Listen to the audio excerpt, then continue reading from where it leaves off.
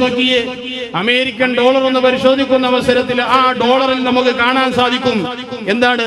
Dollar ഒരു പിരമിഡിന്റെ ചിഹ്നവും അതുപോലെ തന്നെ ഒരു ഒറ്റക്കണ്ണന്റെ അടയാളവും. ഒറ്റക്കണ്ണും കാണും, ഒരു പിരമിഡും കാണും. ഒറ്റക്കണ്ണ് ദജ്ജാലാണ്. അമേരിക്കയുടെ ഡോളറുള്ള ചിഹ്നമാണ് ഒറ്റക്കണ്ണ്. ദജ്ജാൽ ഒറ്റക്കണ്ണുള്ളവരാണ് നാം പഠിക്കുന്ന. ആ ഒറ്റക്കണ്ണ് അതിന്റെ താഴ്ഭാഗത്തായിട്ടുള്ളത് എന്താണ്? പിരമിഡ്. പിരമിഡ് എന്ന് പറഞ്ഞാൽ ഈജിപ്തുമായി ബന്ധപ്പെട്ടതാണ്. അമേരിക്കക്ക് ഈജിപ്തുമായിട്ട് എന്താ ബന്ധം? ബറാക് ഒബാമയ്ക്ക് തോമസ് മുർസിയായിട്ടുള്ള അടുപ്പമൊന്നുമില്ല. പിന്നെ എന്താണ് ഈ ഒരു ബന്ധമുണ്ടായിരിക്കുന്നത്? അതാണ് ബന്ധം എന്ന് പറഞ്ഞാൽ ഫറോവുമായിട്ടുള്ള ബന്ധമാണ്. എന്ത് ബന്ധം? എന്ത് ബന്ധം? ഫറോവയാണ് ലോകത്താദ്യമായിട്ട് സമുദ്രത്തിൽ ജലാശയത്തിൽ 40ഓളം ദിവസം വരുന്ന വ്യഭിചാരശാല ഉണ്ടാക്കിയത്.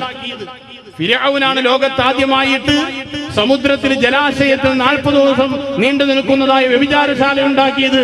ആ വ്യഭിചാരശാലയുടെ സംസ്കാരമാണ് അമേരിക്കയ്ക്ക് വേണ്ടത്.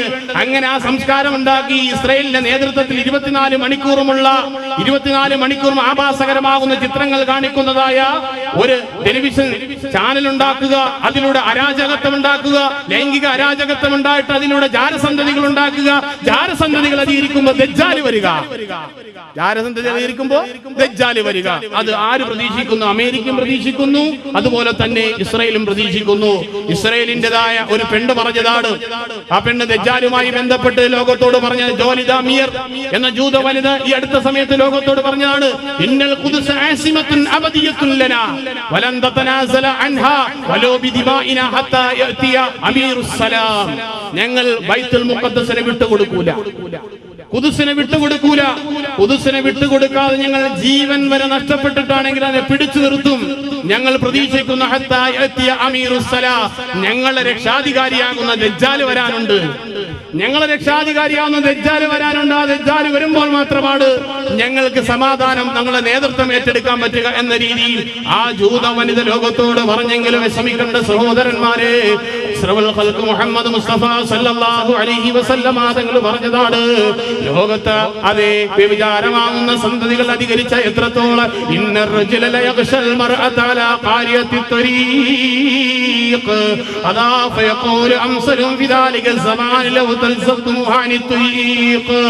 റോഡുകളിലും ബസ്സുകളിലും കാറുകളിലും വിനോദ പാർക്കുകളിലും അതുപോലെ തന്നെ ക്യാമ്പസുകളിലുമായിട്ട് മരങ്ങളിൽ ചുറ്റിപ്രേമത്തോടുകൂടി വ്യഭിചാരത്തോട് ബന്ധപ്പെടുന്ന അവസരത്തിൽ അവരുടെ മുമ്പിലേക്ക് വന്നുകൊണ്ട് ഈമാനുള്ളൊരു മനുഷ്യനോട് പറഞ്ഞാൽ ഇവിടെ നിന്ന് മാറിപ്പോകണമെന്ന് പറഞ്ഞാൽ അവനാണ് ഏറ്റവും വലിയ ഈമാനുള്ള മനുഷ്യനെന്ന് അങ്ങനെയുള്ള ഒരു കാലഘട്ടം സംജാതമാകുമെന്ന് അഷ്റഫുൽ ഖൽഖ് മുഹമ്മദ് മുസ്തഫ ലോകം മുഴുവൻ ഒരു വ്യഭിചാരശാല ആയിരിക്കുന്ന ഈ കാലഘട്ടത്തില് 14 നൂറ്റാണ്ടിന് പ്രവാചകൻ പറഞ്ഞത് എങ്ങനെയാ?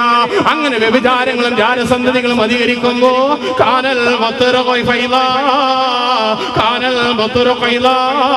മഴ ഉണ്ടാകത്തില്ല, വരൾച്ച ബാധിക്കുന്നതാണ്. 44 നദികളുള്ള ഒരുപാട് പുഴകളും നദികളും ഉള്ളതായ ഈ കേരളത്തിൻ്റെതായ അകത്തളത്തിൽ പോലും മഴയില്ലാതെ വരൾച്ച ബാധിച്ചുകൊണ്ട് ബുദ്ധിമുട്ടുമ്പോ അല്ലാഹുവിന്റെ ഹബീബ് പറഞ്ഞതെന്താ?